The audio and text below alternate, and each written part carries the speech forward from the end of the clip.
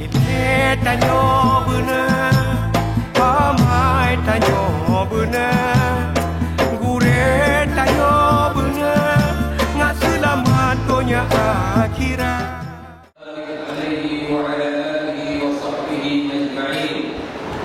Amma ba'd, fa'usini wa iyyakum jami'an bi taqwallah.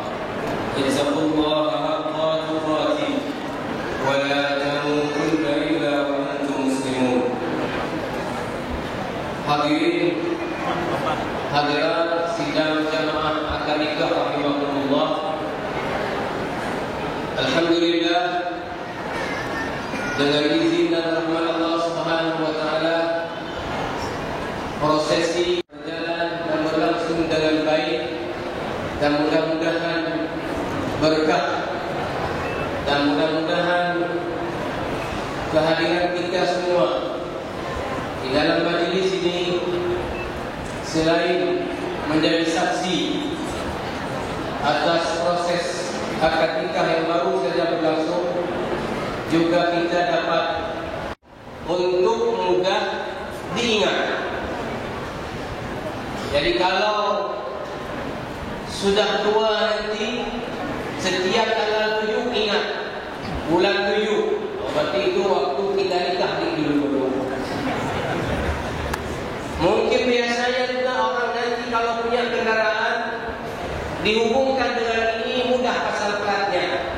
Jadi BL 777. Biasanya juga orang akan pasang di pin HP atau juga di pin kredit card atau juga kartu-kartu yang lain. Jadi ini betul-betul sekedar untuk mudah diingat. Bukan karena hari ini ada kelebihan dan keistimewaan.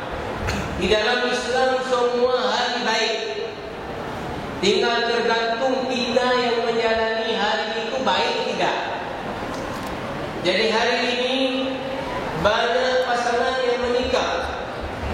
Lalu bagaimana kelanjutan rumah tangga masing-masing pasangan itu bukan ditentukan oleh tanggal.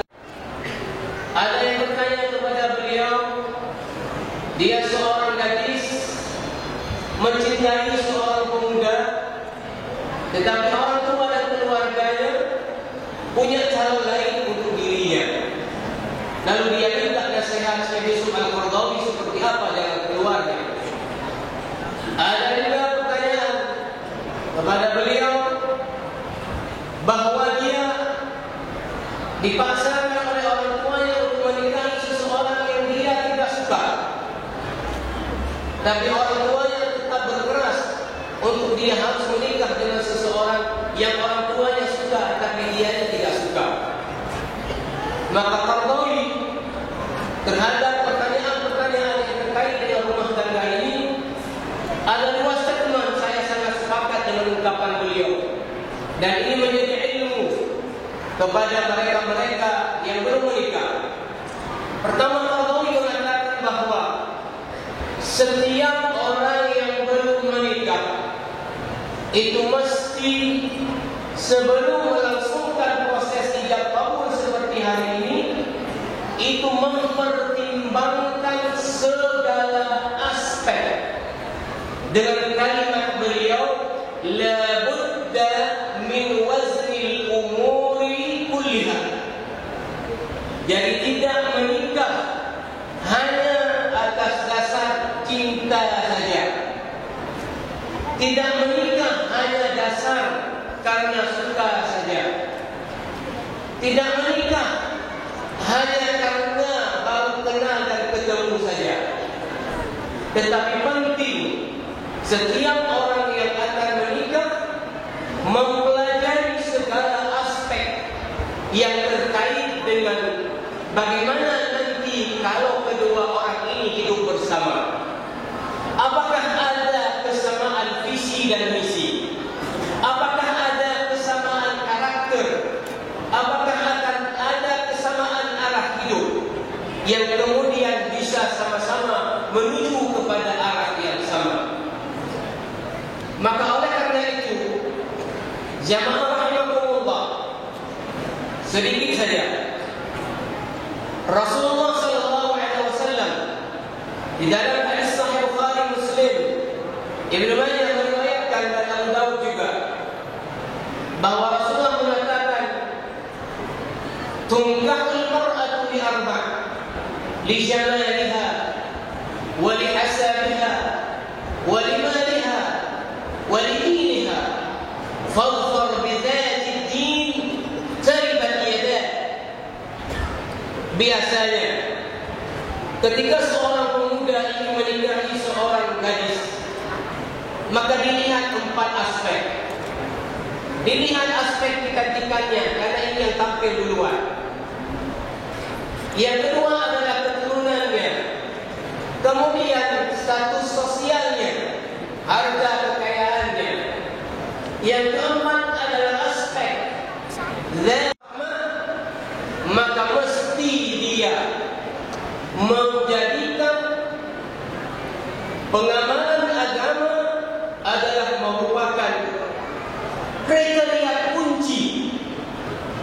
Profesor Dr. Muhammad Bakar Ismail dalam kitab Wasaya Rasul mengatakan, hadis ini tidak bermaksud membatasi, karena tidak ada kalimat pembatasan. Maka boleh saja ketika seorang pemuda ingin menikahi seorang pemudi, lalu dia pasang 50 kriteria, sampai dengan tinggi badan, berat badan, ukuran sepatu, sampai dengan anak satu-satunya, sudah punya mobil sendiri, sudah punya rumah sendiri. Silahkan, hadis ini tidak membatasi. Tetapi hadis ini kemudian memberi kata kunci, sebanyak apapun kriteria dipenuhi oleh seorang pemudi tersebut, tapi ketika dia tidak punya aspek akhlak dan amal agama yang baik, maka ini mesti dididik dari pusat. Saya sampaikan, misalnya satu orang buat 50 kriteria calon istri, dia dapatkan satu orang calon terpenuhi 49 kriteria, tapi satu kriteria amal agama akhlak tidak ada, maka ini mesti dididik dari calon berusaha istri. Karena kriteria kunci tidak ada, cari kandidat yang lain. Barangkali dia hanya penuhi 30 saja dari kriteria, 20 lagi dia tidak miliki, tapi dia miliki kriteria kunci ini, ambil yang ini. Boleh tanya semua orang yang berkeluarga, apa yang paling menentukan kelanggengan rumah tangga, ketentraman rumah tangga adalah sikap dan perilaku, bukan kecantikan, bukan kekayaan, bukan status sosial. Maka Nabi dalam riwayat Ibnu Majah mengingatkan para laki-laki yang belum menikah, la tazawwaju an-nisaa, jangan sekali-kali kalian menikahi perempuan li jamalihinna, karena tok dilihat kecantikan. Biasanya kita terpesona dari situ, lagana, bahagia dan yang rumai, mandura kejulah, tidak berlagak, bakri rumai. Jangan menikahi perempuan hanya lihat sisi kecantikannya, kata Nabi. Kenapa? La'allahu yurdihinna. Boleh jadi kecantikan itulah kemudian yang membinasakan dia. Karena cantik tidak punya akhlak, sebulan dengan kita, habis itu jalan dengan orang lain. Rasul mengatakan, wala tazawwajun nisa lima dihinna. Jangan menikahi perempuan tok tengok kekayaannya. Tidak baik. Karena betul. Iya kaya. Nyabe hukum sebagai ada kaya. Jangan menikahi perempuan lihat hanya harga. La'allahu yutghihinna. Boleh jadi harga itulah yang mencelakakan dia juga. Banyak dalam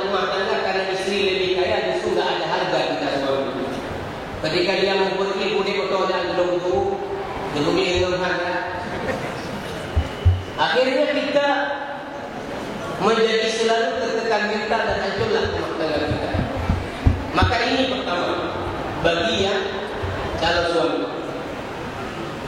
Begitu juga bapak-bapak yang punya anak perempuan.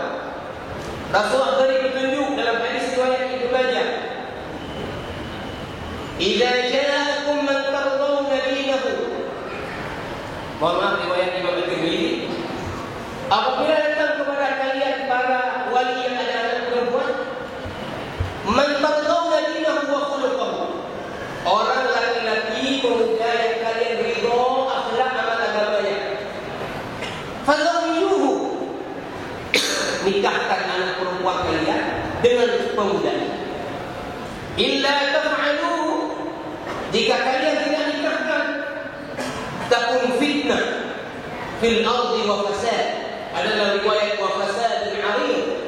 Kalau tidak kalian lakukan, itu akan menjadi fitnah, malapetaka dan kerusakan di muka bumi ini.